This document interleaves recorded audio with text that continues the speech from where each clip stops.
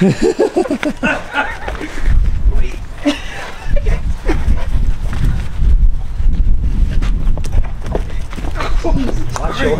yeah, watch them hands, boy.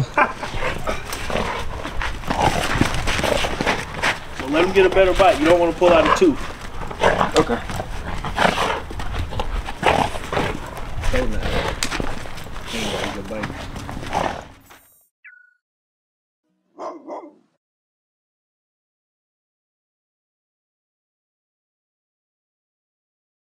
Guys, so T-Fit here, FitBully TV. We've got our guy Jalil here, Stan's here. Jalil, hey, Jalil's done some dog training, and he does some dog training out in St. Louis. So if you're in the St. Louis area, please feel free to hit him up. We're gonna tag him in his YouTube so you know where to go and watch these clips as well. But even more importantly, we got Stan here so he gets a chance to learn some. I asked him a question, he really had the answer to it, meaning him. And I said, hey, what are some things you would want to learn from a guy like Stan? And even vice versa, him being here. So a couple things we're gonna go over today is one, my dogs are pretty driven. They're pretty motivated, and I leave them to be a little unruly. This is the first generation of me doing what? Building my foundation of what I want the dogs to be in the future. Very independent, but also very determined. And independently determined to do what I want them to do, to be clear. Therefore, we work well together. So, Tron, as you see, he's grunting, he's super focused, he's in a state of drive is what we call this right now. He wants to go. He came out and boom, he hit that joker. Hey, I know what to do. He ain't even look left or look right. That's the kind of dogs I like. Ego come out, boom, they not like, hey, your dog straight? Yeah, grab this toy. Grab this toy. They're gonna be straight, all right. Things that he's doing already that we talked about the other day. Absolutely. He lacks confidence. And you can see it even when he's like trying. He's worried about getting bit. The dog ain't gonna bite you. It's on the pillow. Equipment trained for now. And then you can put a suit on with Tron and he'll still get on the suit. Stan now's taught him and showed him a couple tricks because I think what? He hit you in the balls? Or Ego did? Ego. They look, dogs give jabs. Boom. Boom. He That's hit you. What it was too. It was just paw. Yeah. Yeah, he pawed them balls. Yeah. So you say, yeah. So how do you prevent that from happening? Stan's going to walk him through some stuff. I'll out Tron, and then we're going to see if he can imitate, aka emulate, safety, which is #1 concern in any time you're working someone else's dogs, and realistically even yours. I got knuckles, I got bites all over the place because it's not their fault when they miss. It's my fault when I don't give them a good target because they gonna reset as many times as they want. If I don't have a good target and if I'm not in control of what we're doing, then I'm unsafe, and that in turn could make them unsafe. So Stan, what are the few things you do when you're working with somebody else's dog? You see that change in direction? The first thing I do is make sure the dog is under control. all jacked up off Mountain Dew. He's ready to go. He's ready to go. But you always want to think about their bite. Think about if you're trying to do a pull-up with your fingers versus the full grip. Yeah. If he only has the front of the mouth, it's like the fingertips. Okay. If you yank or pull, this stuff can pull the tooth out. Okay. And that's a $5,000 vet bill. Yeah. So you ready? The next thing, you want to make sure you're absorbing the catch. You don't want them running to a brick wall. We're not big enough to jam a dog, but you just want to have good practices because the smaller dogs you can actually hurt. So you want to make sure everything's just fluid. Go forward. And you're just working. Constant pressure is going to keep him biting. When I go limp, he's re-biting. Look. Yeah. You see that? Trying to reset. But I'm pulling, he's not going to be re-biting because he doesn't want that prey to get away. Go boy. When you go limp, boom, that's when he goes in. Okay. Oh. Good. When you go to pet him, you want to keep pressure. Just, good boy. You fuck with him? Good boy. Get him against the wall. Good boy. Good boy. But the whole time, I'm keeping this basically flexed. Yeah. So he goes here. Hey, man, that fence is bad. Oh.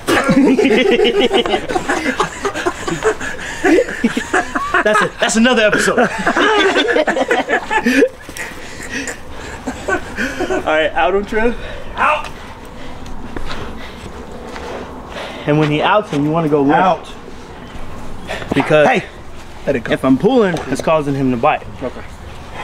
So when do you know that you want to out him or reward him, which would be letting that go and giving it to him? Just mix it up. Okay. I would say one of the things that he said too is the dog needs to go about 3 to 5 rounds technically. Before you know.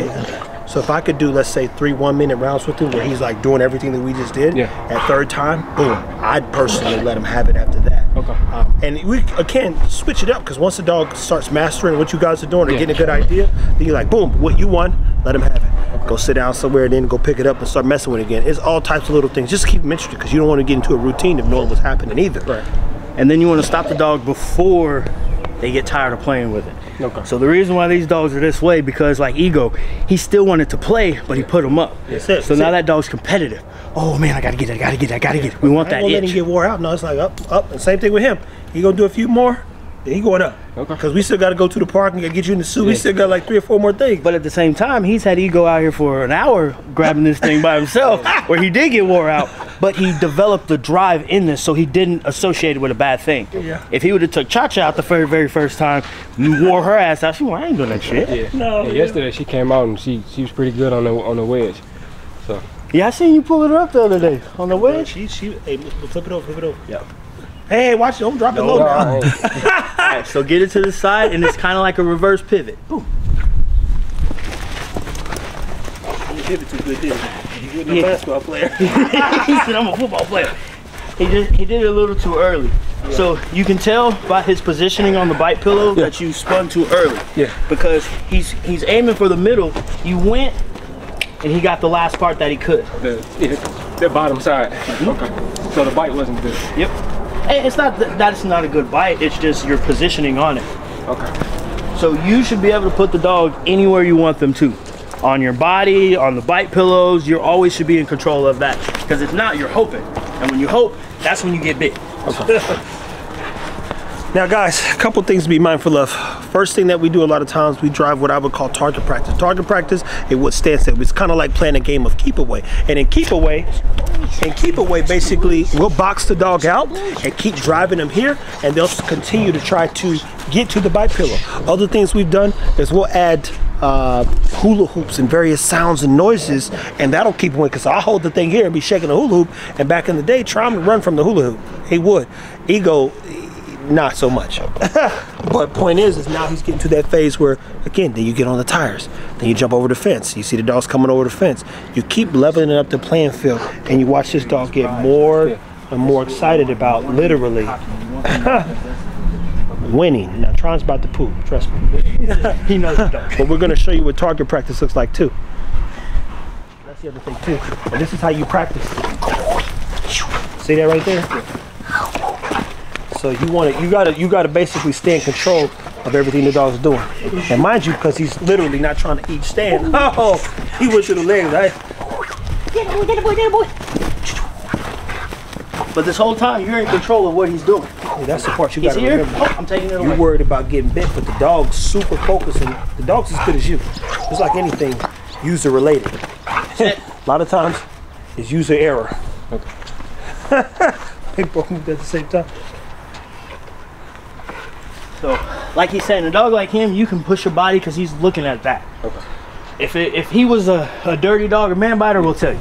Okay. So, man biter. We didn't bring any of those. Okay. So when I'm swinging around, am I holding it by this or? I'll hold it here because that way you don't have as much control. Because that handle, you're not really. He can gain that way. You want to be secure about it. Okay.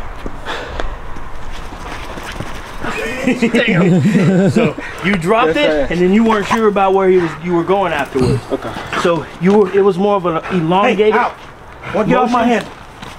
Hey, that's a bad bite.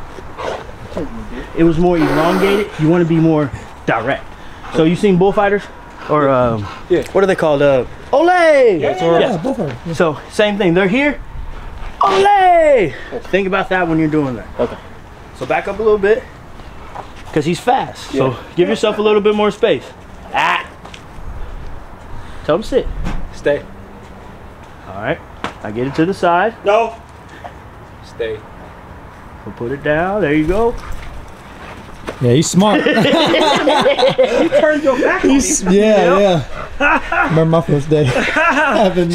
So he's dictating what you're doing. Yeah, he's making you move. He's like, hold on, He's like, oh, he did that. I'm gonna wait. Boom.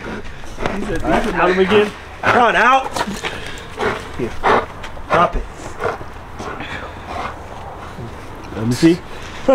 So, Yeah. Imagine Tron got them boingers too. So This is what you did. You went here and you stopped, right? Okay. You want to keep going. It's right in front of him. He can't get it. He wants it. He wants it. But if I go here and then I'm like, oh, here, and I don't know what I'm doing, I can get bit. Be sure about what you're doing. Oh, that's a good boy. That's a good boy. That's a good boy. And you might get bit. So get that out of your head. It's gonna happen. It's not an if, but when. Yeah, no, you definitely gonna get bit. I didn't come in with bloody knuckles, but it's like they're not trying to cause harm. No. And if they know they bit you, they're not like gonna try to kill you. Yeah. They'll normally reset. Bro, you got it upside down. Yeah, there you go. Stay. Wait. There you There go. you go. And take a step back. There you go. So push, use your body. There you go. There you go. So funny. Jamarcus got bit in his stomach once. I did. It was an ego. Yeah. I'd be right in my chest. I said, boy, you brought that thing too close to your stomach. Out. Out. So don't pull it, just freeze. Yeah, don't put your mouth in there, your head in there neither. Yeah. Out. Out. So when you telling them out, you go limp. Yeah. Okay. Because you basically want them to think it's a dead rabbit. Dead rabbits aren't fun. But if it's still squirming, it's still alive. I'm still hold it. Guys, so at any hoot, target practice, one of the first ways we, kind of get the dog encouraged. And normally target practice, if I'm being honest, especially with a new dog or a younger dog, starts with a flirt pole. We just get them flirt a little bit with them, get them out there driving. You say, okay. And then we start building up the use of equipment. And then slowly but surely, again, safety is everything. And you could see in every movement. It's so funny because I said, Jamarcus, what are you doing? And I'm like, I remember even showing Jamarcus, bro, you got to do this. This is what you're killing me.